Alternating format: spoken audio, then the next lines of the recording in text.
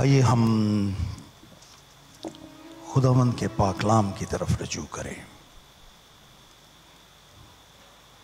آج ہمارے سامنے جو متن ہے وہ ہے پیدائش کی کتاب، اس کا 16واں باب اور اس کی پہلی 14 آیات۔ ان آیات کو ہمارے لیے تلاوت کریں گی ہماری بزرگ محترمہ مسز بلقیس وکٹر صاحبہ۔ پیدائش کی کتاب 16واں باب پہلی 14 آیات، جینیسس چیپٹر 16 فرسٹ 14 ورسز۔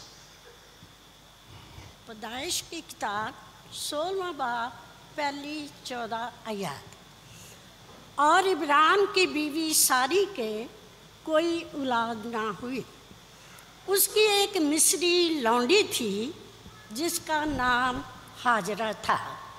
اور ساری نے ابراہیم سے کہا کہ دیکھ، خداوند نے مجھے تو اولاد سے محروم رکھا ہے، سو تو میری لونڈی کے پاس جا، شاید اس سے میرا گھر آباد ہو۔ اور ابراہیم نے ساری کی بات مانی۔ اور ابراہیم کو ملک کنعان میں رہتے 10 برس ہو گئے تھے جب اس کی بیوی ساری نے اپنی مصری لونڈی اسے دی کہ اس کی بیوی بنے۔ اور وہ ہاجرہ کے پاس گیا اور وہ حاملہ ہوئی، اور جب اسے معلوم ہوا کہ وہ حاملہ ہو گئی تو اپنی بیوی کو حقیر جاننے لگی۔ تب ساری نے ابراہیم سے کہا کہ جو ظلم مجھ پر ہوا وہ تیری گردن پر ہے۔ میں نے اپنی لونڈی تیرے آغوش میں دی، اور اب جو اس نے آپ کو حاملہ دیکھا تو میں اس کی نظروں میں حقیر ہو گئی۔ سو خداوند میرے اور تیرے درمیان انصاف کرے۔ ابراہیم نے ساری سے کہا کہ تیری لونڈی تیرے ہاتھ میں ہے، جو تجھے بھلا دکھائی دے سو اس کے ساتھ کر۔ تب ساری اس پر سختی کرنے لگی اور وہ اس کے پاس سے بھاگ گئی۔ اور وہ خداوند کے فرشتے کو بیابان میں پانی کے ایک چشمے کے پاس ملی۔ یہ وہی چشمہ ہے جو شور کی راہ پر ہے۔ اور اس نے کہا، اے ساری کی لونڈی ہاجرہ، تو کہاں سے آئی اور کدھر جاتی ہے؟ اس نے کہا کہ میں اپنی بیوی ساری کے پاس سے بھاگ آئی ہوں۔ خداوند کے فرشتے نے اس سے کہا کہ تو اپنی بیوی کے پاس لوٹ جا اور اپنے کو اس کے قبضے میں کر دے۔ اور خداوند کے فرشتے نے اس سے کہا کہ میں تیری اولاد کو بہت بڑھاؤں گا، یہاں تک کہ کثرت کے سبب سے اس کا شمار نہ ہو سکے گا۔ اور خداوند کے فرشتے نے اس سے کہا کہ تو حاملہ ہے اور تیرے بیٹا ہوگا، اس کا نام اسماعیل رکھنا، اس لیے کہ خداوند نے تیرا دکھ سن لیا۔ وہ گورخر کی طرح آزاد مرد ہوگا، اس کا ہاتھ سب کے خلاف اور سب کے ہاتھ اس کے خلاف ہوں گے، اور وہ اپنے سب بھائیوں کے سامنے بسا رہے گا۔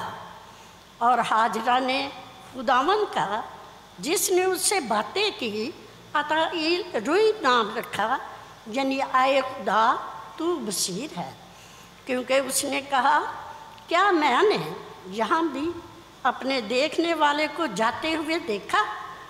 اسی سبب سے اس کنویں کا نام پیر لہی روئی پڑ گیا۔ وہ قادش اور برد کے درمیان ہے۔ خداوند اپنے کلام کے وسیلے سے ہم سب کو برکت دے، آمین۔ ہم ایمان کے سفر پر پیغامات کی سیریز سن رہے ہیں۔ ہم نے اس کا آغاز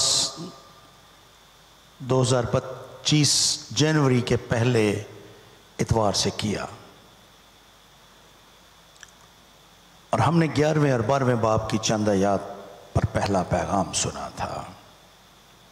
ہم نے سنا کہ کس طرح سے خدا نے ابراہیم کو چنا کہ وہ اس ملک میں جائے جو وہ اس کو دینا چاہتا ہے۔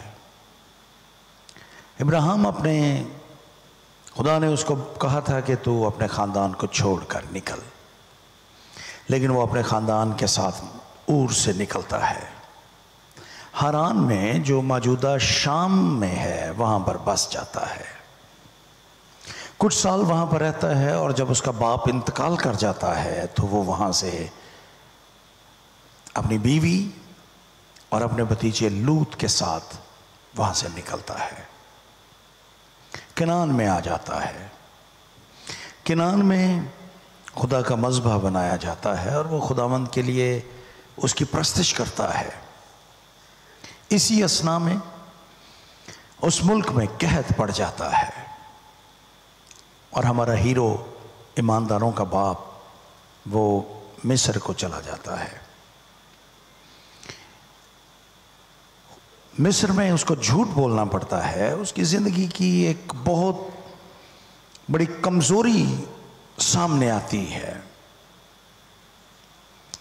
لیکن خدا جو کمزوریوں کو معاف کرنے والا ہے وہ اس کو معاف کر دیتا ہے۔ ابراہیم واپس لوٹتا ہے کنعان میں۔ جب وہ کنعان میں واپس لوٹتا ہے، ایک مرتبہ پھر مذبح تعمیر کیا جاتا ہے اور خدا کی پرستش کی جاتی ہے۔ اسی اثناء میں خدا اپنے وعدوں کو بھی بار بار دہرا رہا تھا اور اس میں اضافہ کرتا جا رہا تھا۔ سب سے پہلے اس نے کہا کہ میں تجھے ایک بڑی قوم بناؤں گا، پھر خدا نے اس کو کہا کہ زمین کے ذروں کو گن لے تو میں اس قدر تیری نسل کو بڑھاؤں گا، اور پھر خدا نے کہا کہ اگر تو آسمان کے ستاروں کو گن لے تو میں اتنی بڑی نسل تجھے بناؤں گا۔ اور پھر ہم 15ویں باب تک پہنچتے ہیں۔ 15ویں باب کے آغاز میں ہم ابراہیم کی اسپرچل ٹرانسفارمیشن کا بیان پڑھتے ہیں۔ روحانی طور پر وہ تبدیل ہو جاتا ہے۔ اس سے پہلے وہ خدا کے وعدوں کو سنتا تو تھا لیکن کچھ جواب نہیں دیتا تھا خدا کو۔ ابراہیم اس کی بات کو سنتا تھا اور دیٹس اٹ، صرف خدا بولتا جاتا تھا، ابراہیم کوئی جواب نہیں دیتا تھا۔ لیکن 15ویں باب میں ہم اس کی پہلی 6 آیات میں ہم نے پڑھا کہ وہ خدا کے ساتھ پھر گلہ کرتا ہے، میں تو بے اولاد مر رہا ہوں۔ لیکن جب خدا نے اس کو آسمان کی طرف نگاہ کرنے کی بات کی اور کہا کہ تو ستاروں کو گن سکتا ہے تو گن لے، پھر 6 آیت میں لکھا ہے کہ وہ خداوند پر ایمان لایا اور یہ اس کے حق میں راست بازی ٹھہرا گیا۔ اس کے بعد ہم نے 15ویں باب کے آخری 7ویں آیت سے باب کے آخر تک پڑھا اور اس پر سنا کہ کس طرح سے خدا اس کے ساتھ پھر ایک عہد کاٹتا ہے، اور اب خدا اس عہد کے وسیلے سے دا گاڈ آف کوننٹ بن جاتا ہے اور ابراہیم کے ساتھ اس کا عہد بن جاتا ہے، کاٹ دیا جاتا ہے۔ اور یہ اس پر ہم سیر حاصل گفتگو کر چکے ہیں پچھلے اتوار۔ آج ہمارے سامنے جو حوالہ ہے، ابھی تک ابراہیم کی کوئی اولاد نہیں ہے۔ سارا ابراہیم کو قائل کرتی ہے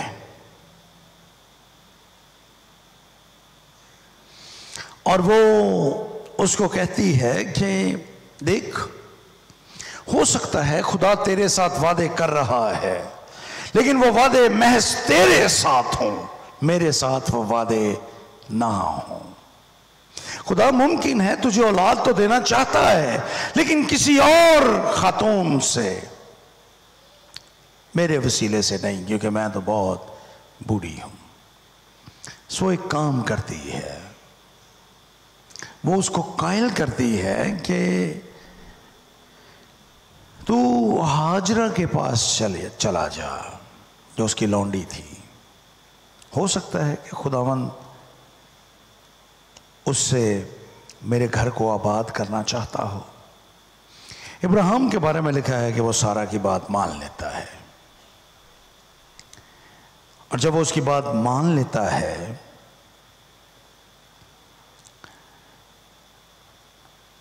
دس برس ہو چکے تھے ابراہیم کو کنعان میں رہتے ہوئے. جب اس نے سارا کی بات مانی، ہاجرہ کے ساتھ ہم آغوش ہوا، تو ہاجرہ پریگننٹ ہو گئی، حاملہ ہو گئی. اس کے بعد سارا اور ہاجرہ کے درمیان کانفلکٹ نظر آتا ہے، اور وہ گھر چھوڑ کر چلی جاتی ہے ہاجرہ. اس حوالے میں ہم ہاجرہ کو دیکھتے ہیں، اور جب وہ اکیلی بیابان میں گھوم رہی تھی، اس پر خدا نے ایک نیا مکاشفہ ظاہر کیا. پیدائش کی کتاب بہت سی چیزوں کی بگننگز کو بیان کرتی ہے، آغاز یا شروعات کا بیان کرتی ہے. خداوند کے بھی بہت سے ناموں کا آغاز پیدائشی کی کتاب سے ہوا، اس کے مرکب ناموں کا آغاز. خدا ایک خاص بات اس پر ظاہر کرتا ہے، ہاجرہ پر، کہ وہ دیکھنے والا خدا ہے. ایل روئی، یہ نام بعد ازاں خداوند کا یہ نام مقبول ہوا. یہ کمپاؤنڈ نیم ہے، مرکب نام ہے خدا کا، ایل روئی، یعنی ایل خدا، خدا دیکھتا ہے. ایل روئی یہ نام ہوا. اور آج میں تھوڑی دیر کے لیے اس بڑی حقیقت کو آپ کے ساتھ رکھنا چاہتا ہوں. اس ایمان کے سفر میں جہاں آپ کو بھی ضرورت پڑے گی. آج کا پیغام آپ میں سے آج بہتوں کے لیے ہے. غور کیجئے گا کہ کون سی بات آپ کے لیے ہے جس میں خدا آپ سے کلام کرے گا اور آپ کو تسلی دے گا، تاکہ آپ گھبرائیں نہ، پریشان نہ ہوں. خداوند کے پاک کلام میں یہ لکھا ہے کہ ہم اس کی آنکھوں کی پتلی ہیں. زبور 17 اس کی 8ویں آیت. زکریا 2 باب اور اس کی 8ویں آیت.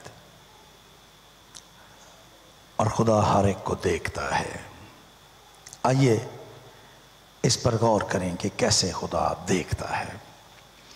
اور میں معمول کے مطابق 3 باتیں آج کے اس باب میں سے آپ کے سامنے پیش کروں گا.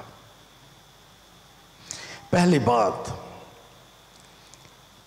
خدا علیم کل ہے، اور خدا یہاں پر اپنے علیم کل ہونے کا یقین دلاتا ہے. اس باب میں، ان آیات میں وہ ہمیں اس بات کی سرٹینٹی یا شیورٹی دیتا ہے that he is omniscience God. Omni science یعنی جو ہر چیز سے واقف ہے، اور اردو میں ہم اس کا ترجمہ کرتے ہیں علیم کل، یعنی ہر طرح کا علم رکھنے والا. انگریزی میں اومنی سائنس. آپ نے بچپن میں اومنی بسوں کو سنا ہوگا. اومنی بس، اومنی بس اس بس کو کہتے تھے جو ہر جگہ سے مل جاتی تھی، جو پھرتی رہتی تھی بسیں ہر جگہ پہ. اومنی بس، اومنی سائنس، علیم کل، یعنی ہر طرح کا علم رکھنے والا. ایک ایسی شخصیت جس کے پاس پورے جہان کا علم ہے. ایک ایسی شخصیت جو ہر چیز سے واقف ہے. اور جب ہم یہ کہتے ہیں کہ خدا علیم کل ہے تو پھر اس کا مطلب یہ ہے کہ وہ ہر چیز سے واقف ہے. یہ اس کا ثبوت ہے.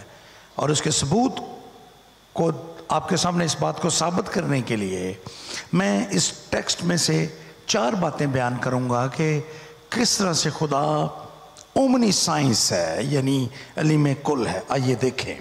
پہلی بات، وہ اپنی ذات میں اومنی سائنس ہے. یونانی زبان میں خدا کے لیے جو لفظ استعمال کیا جاتا ہے وہ ہے تھیوس. تھیوس لفظ کی جڑیں قدیم زبانوں میں پیوست ہیں، اور وہاں اس لفظ کا مطلب ہے the one who sees، ایسا شخص جو دیکھنے کی قابلیت اور صلاحیت رکھتا ہے. اور یہ تصور بعد ازاں دیوی دیوتاؤں کے ساتھ جڑ گیا، جن کے بارے میں یہ خیال کیا جاتا تھا کہ ان کے پاس یہ ایبلٹی ہے کہ وہ دیکھ سکیں، لیکن ایسا سچ نہیں تھا. بعد ازاں یہ لفظ خدا کی ذات کے ساتھ جڑا اور یہ سچ ثابت ہوا کہ خدا، ہمارا خدا اپنی ساری مخلوقات پر نظر رکھتا ہے. پوری مخلوقات پر، پوری کائنات پر، اس کے ہر ایک گوشے، ہر ایک کونے کارنر پر خدا کی نظر ہے. اور وہ کائنات کی ہر ایک ڈیٹیل، ہر ایک چھوٹی سے چھوٹی چیز کا بھی مکمل علم رکھتا ہے. مثال کے طور پر نئے عہد نامے میں ہم یہ بیان پڑھتے ہیں کہ وہ آپ کے سر کے بالوں سے واقف ہے. کتنے بال ہیں آپ کے سر پہ.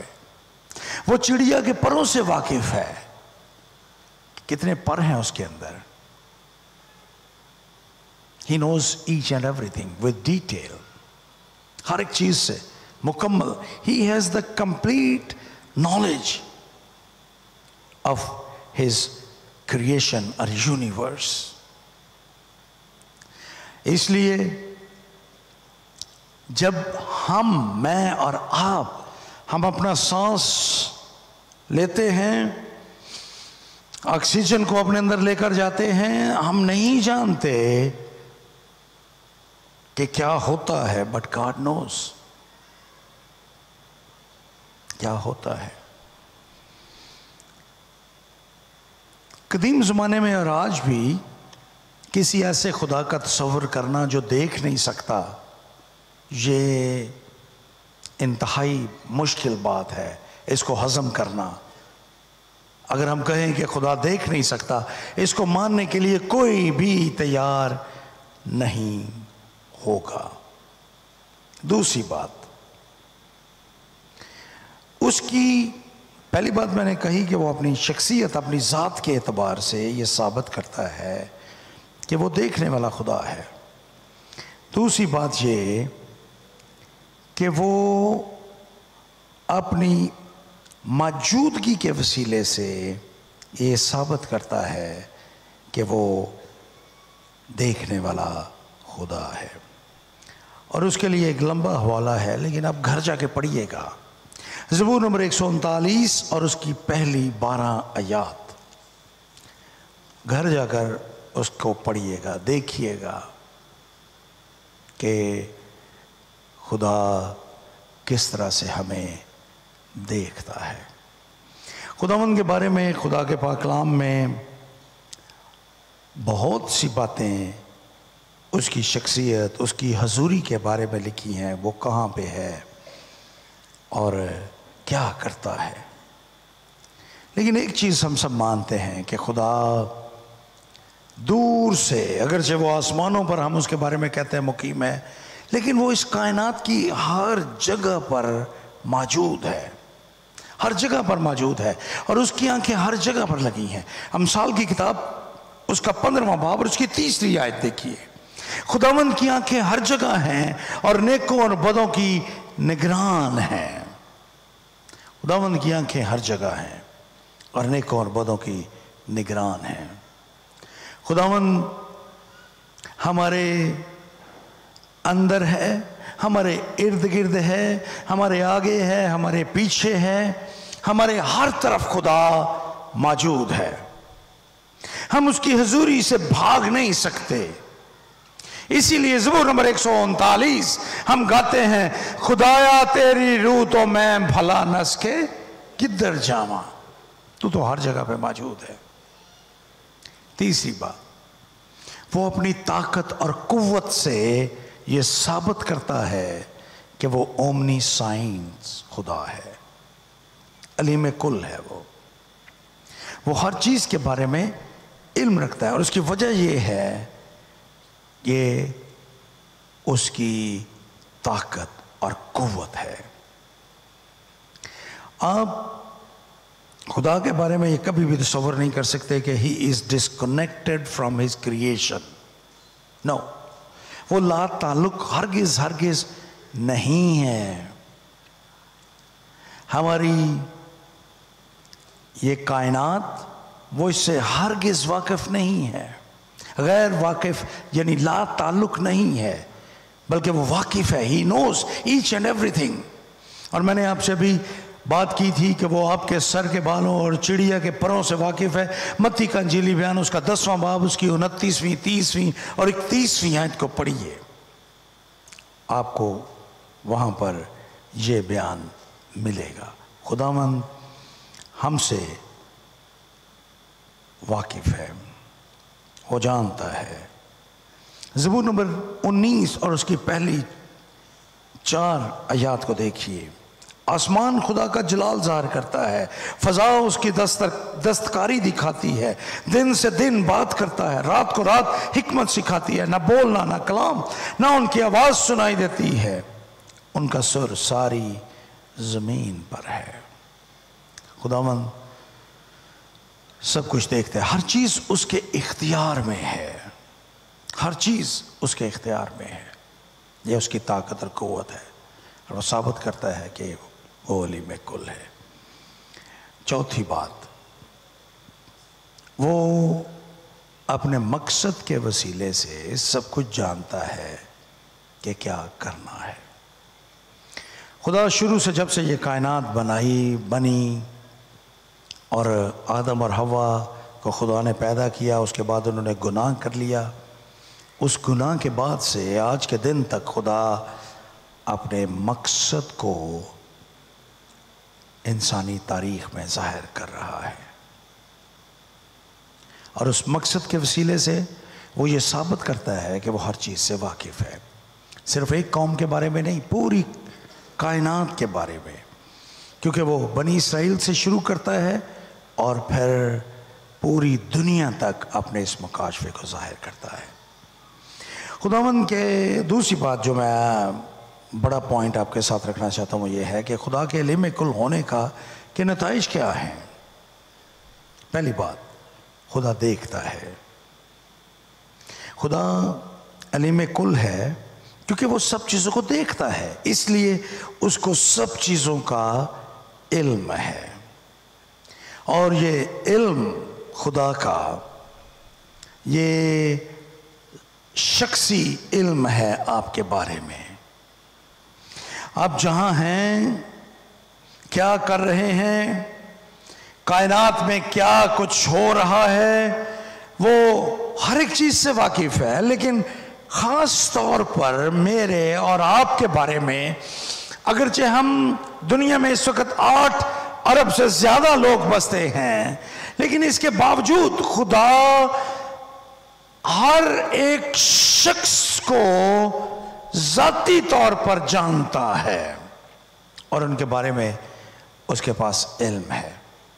اتنی بڑی کائنات میں، اتنی بڑی دنیا میں خدا ذاتی طور پر ہم میں سے ہر ایک شخص پر پوری توجہ دیتا ہے۔ آپ تھوڑی دیر کے لیے یہاں پر بیٹھے ہیں، آپ کے درمیان ارد گرد بہت سے لوگ ہیں، لیکن تصور کیجئے کہ یہ لوگ نہیں ہیں۔ اب تصور کیجئے کہ اس کائنات میں سورج، چاند، ستارے اور یہ دنیا کی بہت بڑی آبادی کچھ بھی نہیں ہے، آپ اکیلے یہاں پر بیٹھے ہیں اور خدا آپ کو دیکھ رہا ہے۔ یہ ہے خدا کا علم۔ خدا کی نظریں آپ میں سے ہر ایک کو دیکھ رہی ہیں، صرف آپ پر وہ فوکس کر رہا ہے اس وقت۔ یہ اس کی خوبی ہے، یہ اس کی طاقت ہے، یہ اس کی شخصیت ہے کہ وہ اتنے لوگوں کی موجودگی میں بھی ہم میں سے ہر ایک کو شخصی طور پر ہم پر توجہ دیتا ہے۔ سو مت سمجھیں کہ آپ خدا کی حضوری سے دور ہیں، یا خدا آپ کے بارے میں نہیں سوچتا، یا آپ پر خدا توجہ نہیں دیتا۔ بہت دفعہ ہمارے دل میں شیطان یہ خیال ڈالتا ہے کہ نہیں، خدا میرے بارے میں بالکل نہیں سوچتا، خدا مجھ پر توجہ نہیں دے رہا، وہ مجھ سے لا تعلق ہے۔ لیکن یہ سچائی نہیں ہے۔ God knows you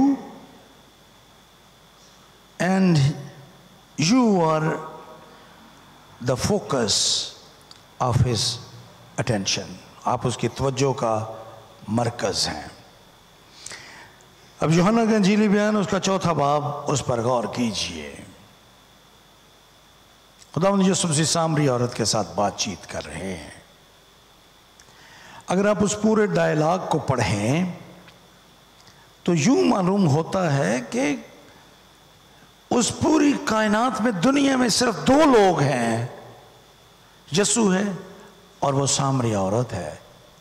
یسوع کس طرح سے خدا ہوتے ہوئے پوری توجہ اس پر ظاہر کر رہا ہے۔ سو میں آج آپ سے کہوں گا that you are the particular object of his attention right now. ابھی اس وقت آپ خدا کی توجہ آپ پہ ہے، وہ اس وقت بھی آپ کو دیکھ رہا ہے۔ اور خدا کا اس سلسلے میں دوسری بات کہ خدا کا یہ جو علم ہے یہ پرفیکٹ ہے آپ کے بارے میں۔ وہ آپ کو دیکھتا ہے جس طرح سے دوسرے نہیں دیکھتے۔ وہ آپ میں یہ نہیں دیکھتا کہ آپ نے کیا پہنا ہے، آپ کہاں جا رہے ہیں، آپ کے چہرے کے تاثرات کیا ہیں، نہیں، وہ سب کچھ دیکھتا ہے جو دنیا نہیں دیکھ سکتی۔ وہ آپ کو مکمل طور پر آپ کے بارے میں ہر چیز سے واقف ہے۔ وہ آپ کے خیالوں سے، آپ کی سوچ سے بھی واقف ہے۔ اور زبور نمبر 139 میں زبور نویس یوں کہتا ہے، 139واں زبور اور اس کی 4 آیت، زبور نویس کہتا ہے، دیکھ میری زبان پر کوئی ایسی بات نہیں جسے تو اے خداوند پورے طور پر نہ جانتا ہو۔ دیکھ میری زبان پر کوئی ایسی بات نہیں جسے تو اے خداوند پورے طور پر نہ جانتا ہو۔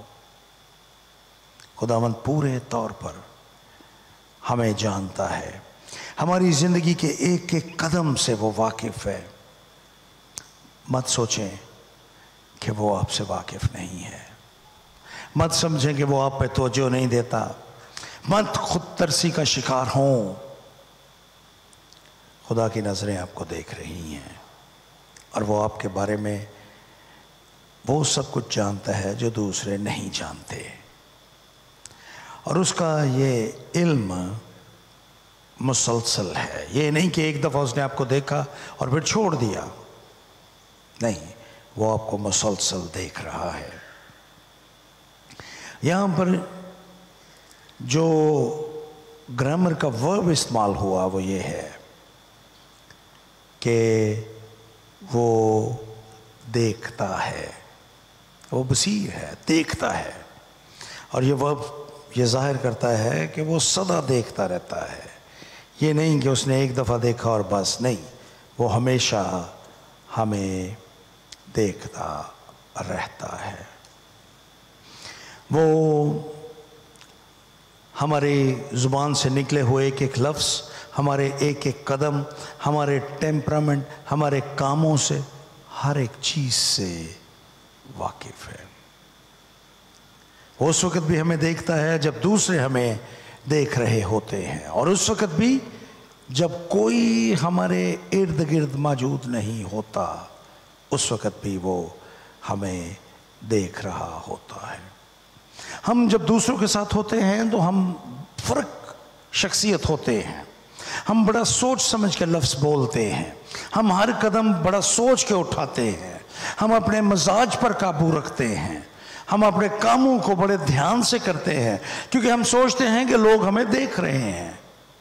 لیکن جب ہم تنہائی میں ہوتے ہیں تو ہم بدل جاتے ہیں. ہم سوچتے ہیں کہ اب لوگ ہمیں نہیں دیکھ رہے. لیکن میں آپ کو آج صبح یاد دلاتا ہوں، اس وقت بھی جب اندھیرا چھا جاتا ہے، جب دروازے بند ہو جاتے ہیں اور ہم سوچتے ہیں کہ ہم اکیلے ہیں، تنہا ہیں، اس وقت بھی ہم تنہا نہیں ہوتے. خدا کی آنکھیں ہمیں اس وقت بھی دیکھ رہی ہوتی ہیں. اب اس کے لیے زبور 139 کی 11ویں 12ویں آیت، یسوع نبی کا صحیفہ، اس کا 29واں باب اور اس کی 15ویں آیت کو پڑھیے. ان پر افسوس جو اپنی مشورت خداوند سے چھپاتے ہیں، جن کا کاروبار اندھیرے میں ہوتا ہے اور کہتے ہیں کون ہم کو دیکھتا ہے، کون ہم کو پہچانتا ہے. لوگ سمجھتے ہیں کہ اندھیرے میں، تنہائی میں کوئی ان کو نہیں دیکھ رہا. لیکن یہ دنیا بڑی ظالم ہے. خدا بھی دیکھ رہا ہے اور بہت سی آنکھیں بھی آپ کو دیکھ رہی ہیں. لیکن آج صبح میں اسی بات کو رکھنا چاہتا ہوں کہ خدا اس وقت بھی جب ہم تنہا ہوتے ہیں ہمیں دیکھ رہا ہوتا ہے. آپ خدا کی آنکھوں سے، آپ لوگوں سے چھپ سکتے ہیں لیکن آپ خدا کی نظروں سے چھپ نہیں سکتے. خدا کا یہ علم بڑا حیرت انگیز ہے.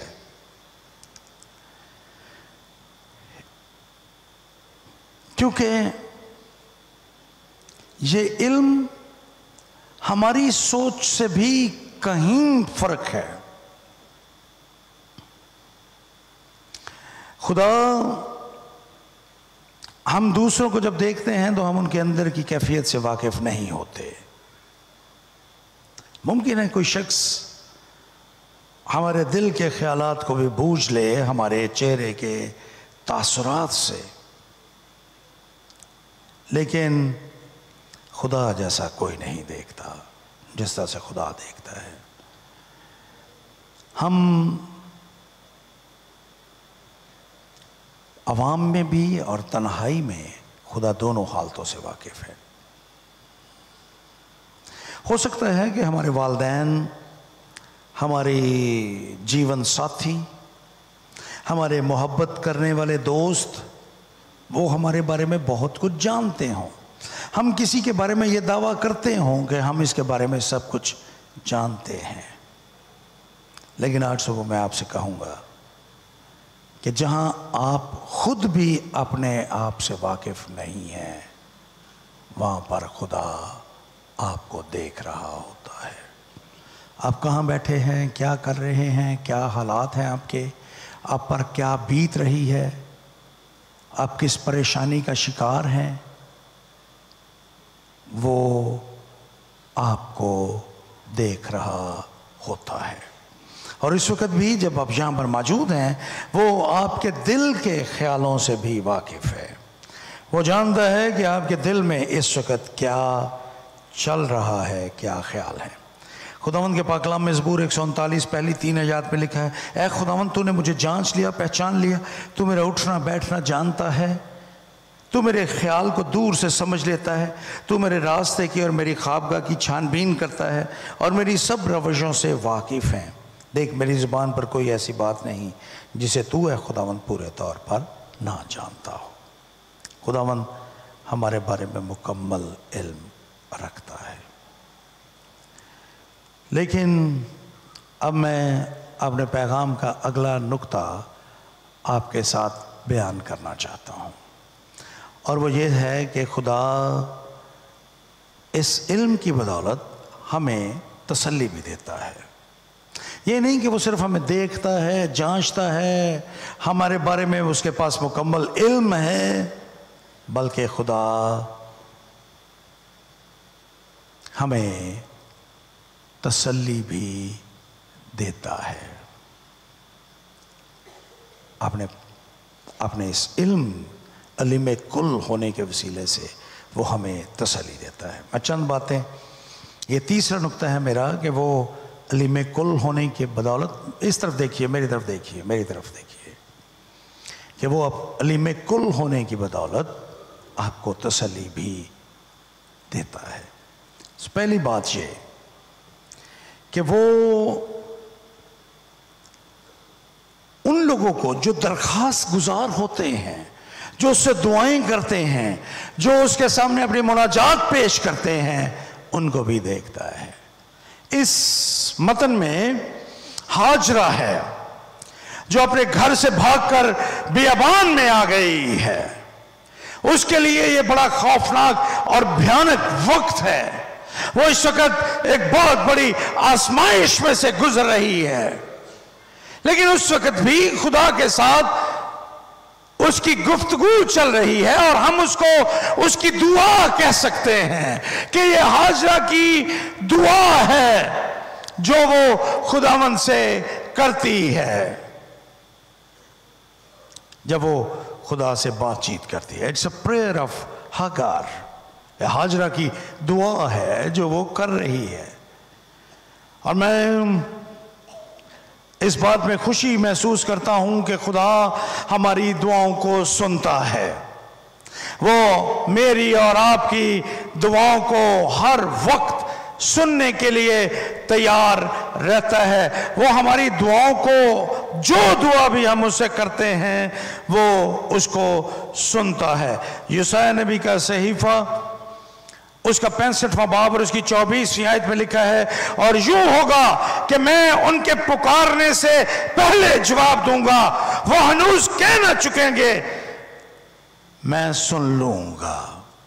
ابھی بولیں گے بھی نہیں، لیکن میں سن لوں گا ان کی بات۔ کئی مرتبہ ہم دعا کرتے ہیں، لیکن ہماری دعائیں ہمارے دل میں ہوتی ہیں، ہماری زبان پر وہ دعا نہیں آتی، ہمارے دل میں وہ دعا جو ہے وہ ہوتی ہے۔ unspoken prayers، ایسی دعائیں جو ہمارے دل میں ہوتی ہیں لیکن ہم بولتے نہیں ہیں۔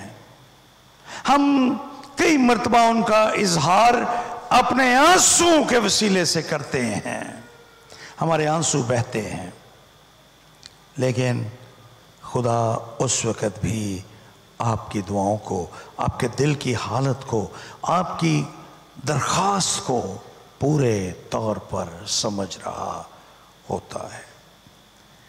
خداوند کے کلام میں یہ لکھا ہے کہ وہ ہماری دعاؤں کو سنتا ہے۔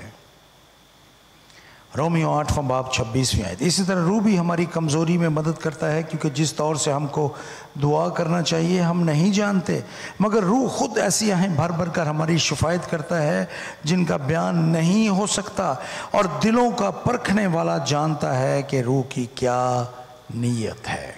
روح کی کیا نیت ہے، He knows۔ سو خدا ہماری دعائیں کرنے سے پہلے ہی جانتا ہے کہ کیا ہونے والا ہے۔ مجھے یقین ہے کہ ایک دن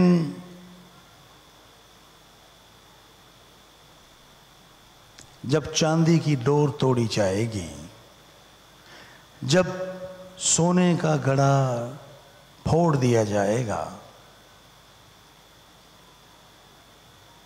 اور میں اس دنیا سے کوچ کروں گا، اس وقت بھی میری روح ایک دعا کے ساتھ ابدیت میں داخل ہوگی۔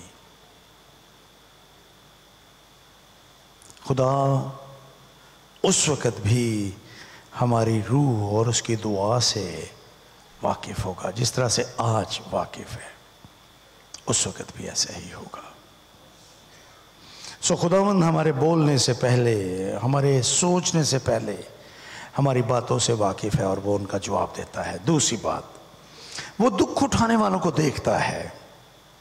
ہاجرہ اس باب میں دکھ اٹھا رہی ہے، اس کو رد کر دیا گیا ہے، اس کے بارے میں بری باتیں کی گئی ہیں، اس کے ساتھ نفرت کی گئی ہے، وہ بالکل تنہا ہے اور بیابان میں بھاگ رہی ہے، اس کا دل ٹوٹ چکا ہے، وہ نہیں جانتی کہ کیا کرے گی۔ لیکن درد کے ان لمحوں میں وہ خدا سے ملتی ہے، ایک ایسے خدا سے جو اس کو دیکھ رہا تھا، وہ اس سے بات چیت کرتا ہے۔ کئی مرتبہ ہمارے ارد گرد کے لوگ بھی ہمارے دکھ سے واقف نہیں ہوتے، ہمارے دل کے دکھ سے، ہمارے گھاؤ سے جو ہماری روح کو لگے ہوتے ہیں، ان سے واقف نہیں ہوتے۔ کئی مرتبہ ہم خود اپنے درد کو، اپنے دکھ کو، اپنی پریشانیوں کو دوسروں سے چھپاتے ہیں، لیکن خدا آپ کی پریشانیوں کو نہ صرف دیکھتا ہے بلکہ ان سے واقف ہے۔ ایوب اپنی کتاب کے 23ویں باب اور اس کی 10ویں آیت میں لکھتا ہے، لیکن وہ اس راستے کو جس پر میں چلتا ہوں جانتا ہے، اس راستے پر جس پر میں چلتا ہوں اس کو وہ جانتا ہے۔ وہ آپ کے درد سے واقف ہے، وہ آپ کی پریشانی سے واقف ہے، وہ آپ کی زندگی میں آنے والے آپ کے راستے میں اگلے موڑ سے واقف ہے کہ کیا ہوگا۔ خداوند آپ کے درد سے واقف ہے۔ عبرانیوں 4 باب اور اس کی 15ویں آیت ہمیں سکھاتی ہے کہ خدا ہمارے درد سے واقف ہے۔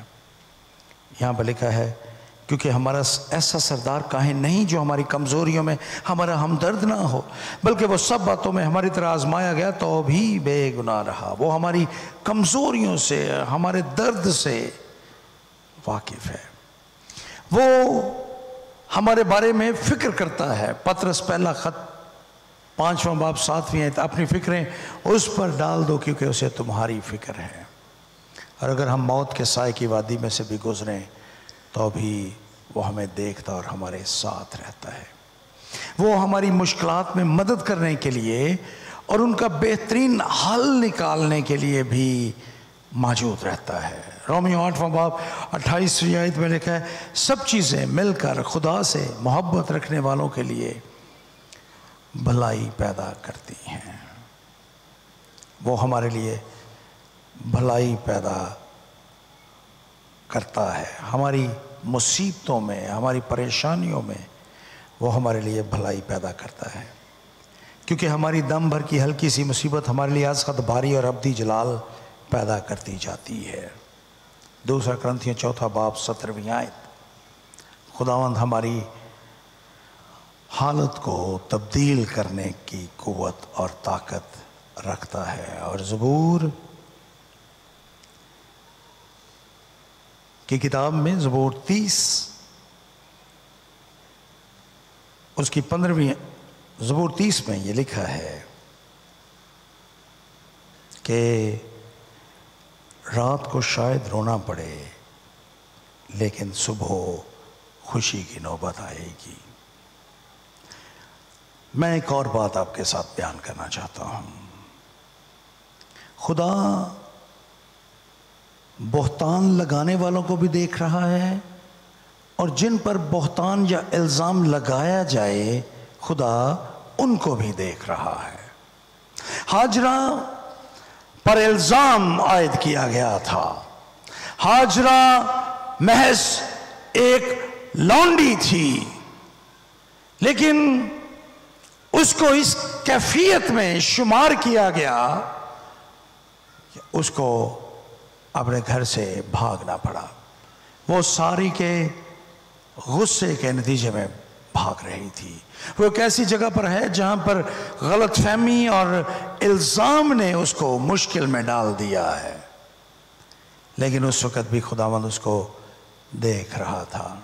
آج میری اور آپ کی دنیا میں ایسے لوگوں کی کمی نہیں ہے جو نیک نامی کو بدنامی میں تبدیل کرنے کے لیے، جو غلط فہمیاں پیدا کرنے کے ذریعے سے، جو ہمارے الفاظ کو غلط رنگ دینے کے وسیلے سے، جو جھوٹی خبریں بیان کرنے کے وسیلے سے، جو نفرت انگیز الفاظ کے وسیلے سے ہمیں اسی مشکل میں ان حالات میں ڈال دیتے ہیں جس میں ہاجرہ گزر رہی تھی۔ دیکھیے، جب الزام لگائے جاتے ہیں تو اس کا جواب کیسے دیتے ہیں۔ آپ کو سیموئیل کی پہلی کتاب اور اس کا 17واں باب پڑھنا پڑے گا۔ داؤد فلسطینیوں کے ساتھ جنگ کرنے کے لیے اپنی فوجوں کے پاس جاتا ہے۔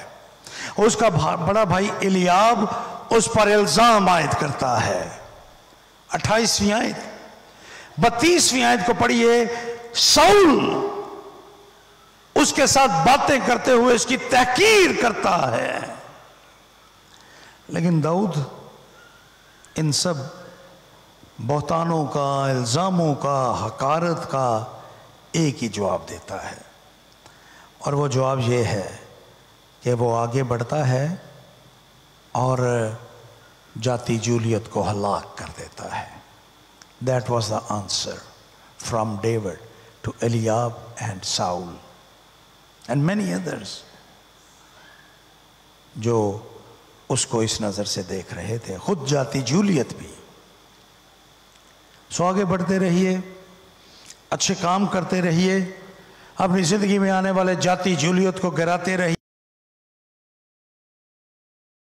آپ کی باتوں سے واقف نہیں ہے، خدا کے ریکارڈ میں ہر چیز ہے، اور وہ ایک دن آئے گا جب وہ سب چیزوں کو بحال کرے گا، اور آپ کے خلاف جو بھی بات ہوگی خدا اس کو ختم کر کے آپ کی ذات اور شخصیت کو بالکل بحال کر دے گا۔ God will do that one day۔ اسی سلسلے کی آخری بات آپ کے ساتھ کرنا چاہتا ہوں، اور وہ یہ ہے کہ خدا گنہگاروں کو بھی دیکھتا ہے۔ یہ آخری بات ہے میرے آج کے سرمن کی۔ خدا گنہگاروں کو بھی دیکھتا ہے۔ پیدائشی اعتبار سے ہاجرہ مصری تھی۔ آپ جانتے ہیں کہ یوسف اس خاندان میں شامل ہوئی جب ابراہیم اپنے خاندان کے ساتھ قحط کے ڈر سے مصر کو ہجرت کر گیا تھا اور ایک کمزور زندگی گزار رہا تھا۔ ان حالات میں جب وہ کمزوری کی زندگی بسر کر رہا تھا، ہاجرہ ان کے خاندان میں شریک ہو جاتی ہے، مصری ہاجرہ، اور وہ ان کے ساتھ واپس کنعان کو لوٹتی ہے۔ وہ بت پرست قوم سے تعلق رکھتی تھی، اور ان لوگوں کے نزدیک وہ ایک گنہگار خاتون تھی۔ اس کا تعلق نہیں تھا کوئی بھی ابراہیم کی نسل کے ساتھ۔ وہ تو مصر سے شامل ہو گئی تھی، اور اب وہ بھاگ رہی تھی۔ خداوند پر اس کا ایمان نہیں ہے، اور وہ اپنے دیوی دیوتاؤں کو پکارتی ہے کہ وہ اس کی مدد کرنے کے لیے آئیں، لیکن کوئی اور دیوی دیوتا، کوئی مصر کا دیوتا، کوئی را یا رمسس یا کوئی فرعون دیوتا اس کی مدد کرنے کے لیے نہیں آتا۔ وہ بھاگ رہی ہے، اور اس حالت میں خدا اس پر ظاہر ہوتا ہے۔ میرے لیے یہ خیال بڑا دلکش ہے کہ خدا کی نظر، کئی مرتبہ ہم یہ سوچ کر لوگوں کے پاس جاتے ہیں کہ جی آپ ہمارے لیے دعا کریں، کیونکہ ہم سوچتے ہیں کہ وہ بڑے راست باز ہیں۔ خدا گنہگاروں کو پر بھی اپنی نظر رکھتا ہے۔ وہ ہاجرہ پر ظاہر ہوا اور ہاجرہ کے ساتھ اس نے باتیں کی اور اس کو اس مشکل سے نکالا۔ بالکل اسی طرح سے خدا آج مجھ پر اور آپ پر جو کمزور ہیں اور جو اپنے بارے میں یہ سمجھتے ہیں کہ وہ خدا سے دور ہیں، خدا ان کو بھی دیکھ رہا ہے۔ خدا ان کو معاف کرنے کے لیے تیار ہے۔ خدا ہر چیز دیکھتا ہے اور خدا ہر ایک کو معاف کرنے کے لیے تیار ہے۔ جو بھی گنہگار اس کے پاس آتا ہے وہ اس کو معاف کر دیتا ہے۔ خدا اس کو معاف کر دیتا ہے۔ خداوند کبھی کسی کو اس کے گناہوں کی یاد نہیں دلاتا۔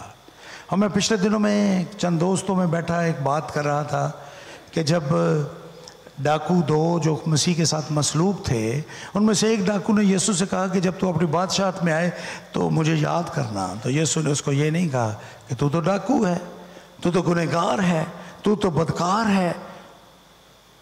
نہیں، جب اس نے یسوع کو قبول کیا، اپنی زندگی یسوع کو دی، تو یسوع نے اس سے کہا تو آج ہی میرے ساتھ فردوس میں ہوگا۔ مجھے پتا ہے کہ آپ ابھی فردوس میں نہیں جانا چاہتے، ابھی ہم زندہ رہنا چاہتے ہیں، لیکن آپ جو ہی اپنا دل، اپنے آپ کو خدا کو دیتے ہیں، خدا اسی وقت آپ کو معاف کر دیتا ہے۔ میرے نزدیک the best thing you can do is turn to Jesus for salvation۔ the best چیز ہے دنیا میں۔ سو خداوند کے پاس آئیے، دنیا ہمیں معاف کرے یا نہ کرے، لیکن خداوند یسوع مسیح مجھے اور آپ کو اور دنیا کے ہر ایک گنہگار کو جو اپنے آپ کو یسوع کے پاس لائے، اس کو معاف کرنے کے لیے تیار ہے۔ آئیے اپنے سروں کو جھکائیں اور دعا کریں۔